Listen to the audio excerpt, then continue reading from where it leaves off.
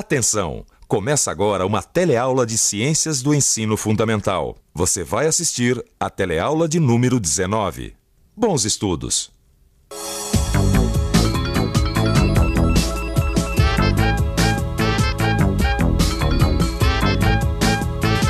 Segunda-feira brava, viu? Ainda mais depois de um fim de semana desses. Não, um dia mais lindo que o outro.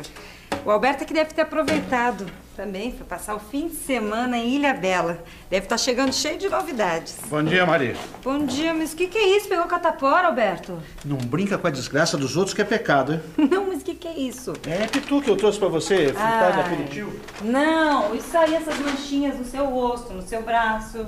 Borrachudo, Maria. Borrachudo, eu nunca vi tanto borrachudo na minha vida. Pelo jeito, eles gostaram mesmo de você, hein?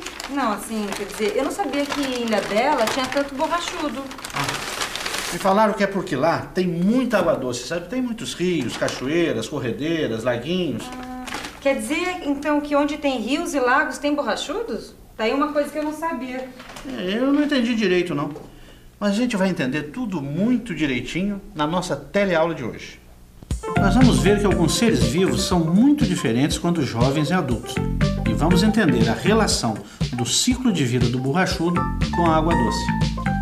Vamos ver também que existem rios agitados, rios calmos e tranquilos, com águas transparentes ou com águas cheias de partículas. Vamos ver um espetáculo da natureza. O encontro das águas escuras do Rio Negro com as águas barrentas dos Solimões. E vamos observar que os seres que vivem em rios com águas límpidas e cristalinas são diferentes daqueles que habitam rios com águas cheias de partículas. A nossa teleaula está começando agora. Borrachudos atacam turistas em Ilhabela. Autoridades competentes declaram guerra ao inseto. Se providências não forem tomadas, o movimento de turistas vai cair. E a Ilhabela vive do turismo. Olha só que problemão. Vamos ver o que eles fizeram? Eles pulverizaram ruas, quintais das casas e praias.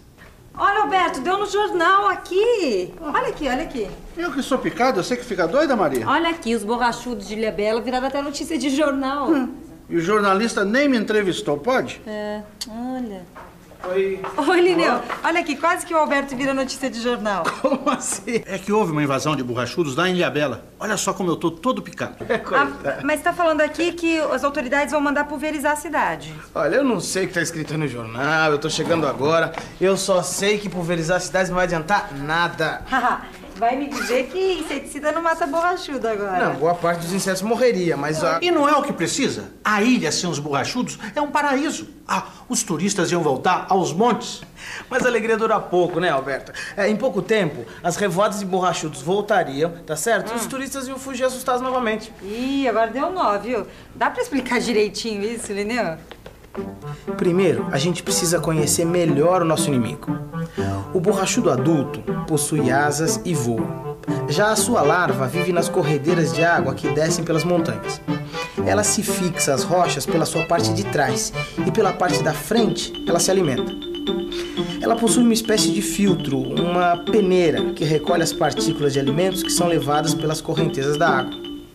Quer dizer que os desgraçados que me sugaram quase até a morte eram borrachudos adultos?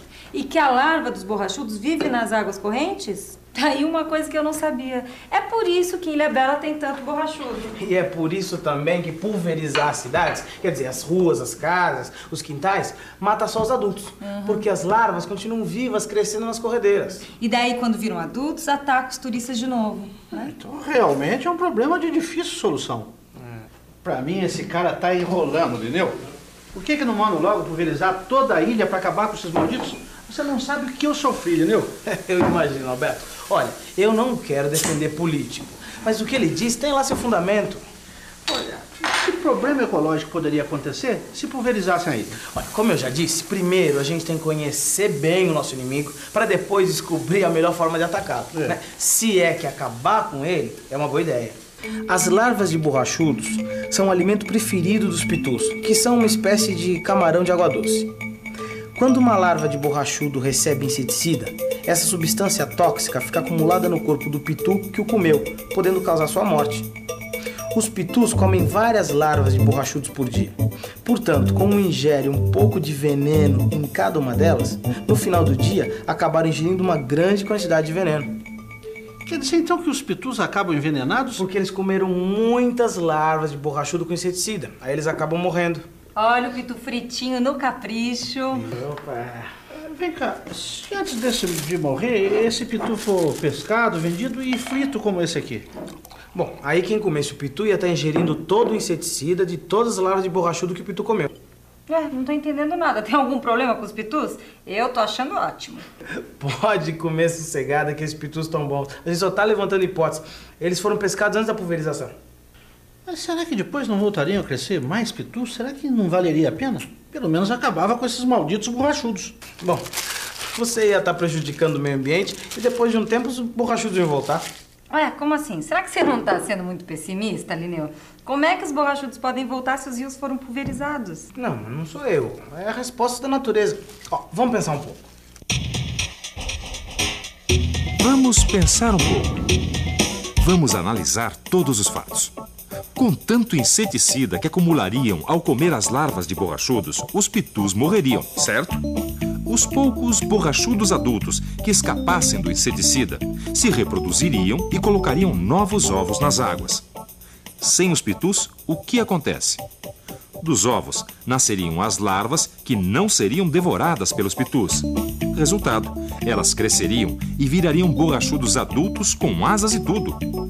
Em pouco tempo, a ilha estaria infestada de novo. Então, esse negócio de ficar interferindo nos ciclos naturais não dá certo, não. Você acha que está resolvendo um problema e acaba causando um outro problema que você nem imaginava. A natureza vive em equilíbrio e a ação do homem tem seus limites. Por exemplo, no caso dos borrachudos da Ilhabela, continua dando pano para manga. Olha só. A pulverização dos rios, lagos e corredeiras não atingiram apenas os pitus. Nesses habitats vivem muitas espécies de animais e vegetais que também poderiam ser afetadas de alguma maneira. Agora fico pensando cá comigo. Existem muitos tipos de água doce, lagos, rios, cachoeiras. Tem os grandes rios, os riachinhos, grandes represas, lagoas, corredeiras, grandes quedas de água. Tem água clara, límpida e cristalina. Tem água barrenta e suja. E tem água bem escura, cheia de material orgânico. A água das nascentes do alto das montanhas, por exemplo, onde vivem os pitus e as larvas dos borrachudos, são límpidas e cristalinas. Já a água que chega na base da montanha ou no leito dos grandes rios é suja e barrenta. Mas por que será que é tão diferente? Tá aí mais uma coisa que gostaria de aprender. Será que tem mais alguma informação nessa reportagem?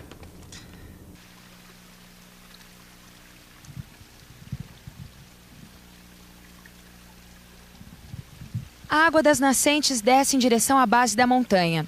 Nesse caminho, filetes e córregos de água límpida se encontram, formando rios cada vez com mais volume de água. Esses riozinhos descem as montanhas e vão retirando pedacinhos de terra e pedrinhas. Essas partículas são levadas pela água, que vai ficando cada vez mais barrenta e suja. Quer dizer que a água nasce lá nas montanhas bem limpinha. Daí, à medida que vai descendo, vai sujando de terra, de pedrinhas, é isso? Isso, e as corredeiras e os rios vão se juntando, engrossando e aumentando a força da água. Tá aí. Agora eu entendi tudo. A gente foi primeiro num poção. Uma daquelas piscinas que se forma no rio, já na base da montanha. A água estava boa, mas era um pouco suja, barrenta, sabe? Mas depois, a gente foi até o alto da montanha, na cachoeira que tem lá. Daí sim, a água era límpida, cristalina, geladinha, uma delícia. Foi lá que eu comprei os pitus. E foi lá também que os borrachudos quase acabaram comigo. Só de me lembrar eu já começo a me coçar todo. Olha, Bart, sabe que tirando os borrachudos você observou tudo perfeitamente. E sabe que a força da água não age só nas quedas, não. Ela vai desgastando a margem dos rios também. Como quando a gente lava a calçada, que tem que aumentar a força da água da mangueira para poder retirar as pedrinhas e a poeira? Isso, Maria. Agora eu vou mostrar uma foto incrível para vocês. O encontro de dois rios. O Negro e o Solimões. De um lado, águas escuras, de outro, águas barrentas. Não é incrível? Eles caminham lado a lado e parece que não se misturam. Mas eu vou ler um trecho que explica melhor. Esses rios são volumosos porque foram formados a partir de vários riozinhos que desceram várias montanhas. Como esses riozinhos vieram de regiões diferentes, as partículas que carregam são diferentes. Por isso, o Rio Negro tem a cor escura e o Rio Solimões tem um aspecto mais barrento. Quando esses rios se encontram, eles se misturam sim, mas como são muito grandes, a área de encontro fica bem marcada, distinguindo-se claramente qual é a água de cada um deles. Realmente é um espetáculo à parte. Já os rios pequenos, que vêm de áreas diferentes, vão se encontrando com outros riozinhos, se misturando e ficando cada vez mais diferentes. Agora, será que esses rios com águas diferentes têm também habitantes tão diferentes? Os seres vivos que vivem nos grandes e calmos rios são diferentes daqueles das límpidas e pequenas corredeiras das montanhas. Larvas de vários insetos, pitus e peixes, como por exemplo a truta, só vivem nas águas movimentadas e transparentes do alto das montanhas. E aqui embaixo existe uma outra infinidade de peixes. Mas para falar sobre isso, nada melhor do que conversar com especialistas. Oi, deixa eu fazer uma perguntinha aqui. Vou falar ali com o moço. Que tipos de peixe de rio o senhor conhece? Aqui nesse rio dá muita pescada, robalo, caratinga. O baiacu, a corvina, mas assim é o robalo mesmo, né? Tainha, bagre, robalo, pescada, corvina e mais outros peixes que é mais difícil de encontrar, mas também existe aqui. Nossa, é peixe que não acaba mais. Ai, da próxima vez, Alberto, traz um peixinho pra gente fazer ensopado. Tá bom. Olha, na verdade, existe peixe de todos os tamanhos, de todos os formatos e com vários hábitos alimentares também. Só no Rio Amazonas se calcula que existam mais de 3.000 espécies de peixes. 3.000 tipos de peixes? Puxa, incrível. É a mesma quantidade de peixes que existe em todo o Oceano Atlântico. Também é o rio com o maior volume de água do mundo.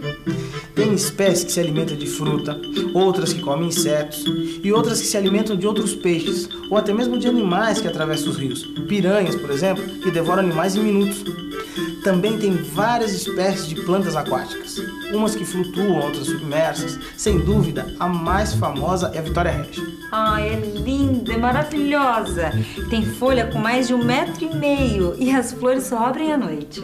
Quando o rio encontra com o mar, essa mistura de água doce com água salgada forma um dos ambientes mais ricos em forma de vida. Mas isso é assunto para a nossa próxima teleaula. Por enquanto, você fica com a nossa revisão. E atenção, se liga aí que é hora da revisão. Nós aprendemos na teleaula de hoje que as formas adultas e jovens de alguns seres vivos, como os borrachudos, por exemplo, são diferentes tanto no formato como no local onde vivem. Vimos também que as relações dos seres vivos na natureza são muito complexas e que a interferência do ser humano pode provocar resultados inesperados, com prejuízos ao meio ambiente. Conhecemos alguns tipos de rios e lagos, como são formados e por que apresentam características diferentes. E por último aprendemos que diferentes seres vivos habitam as águas dos rios límpidos e velozes das montanhas e dos rios barrentos e calmos da planície.